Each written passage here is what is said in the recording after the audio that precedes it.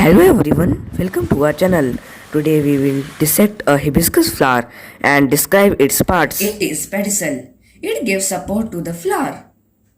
They are sepals and their function is to protect the flower before it blooms.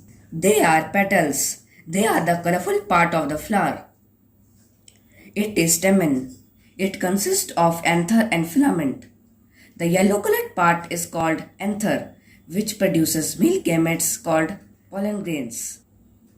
This is filament, which is attached to the anther.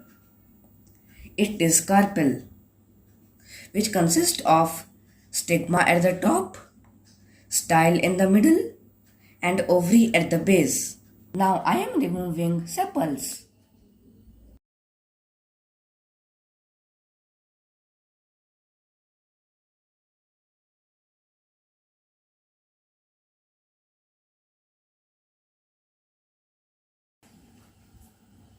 Now I am removing petals.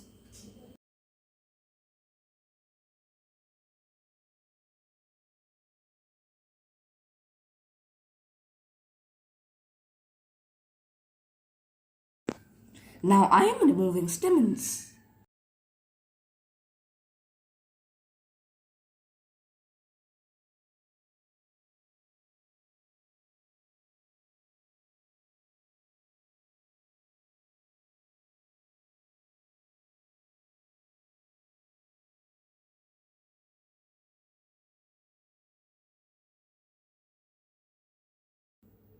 Now I am removing carpel.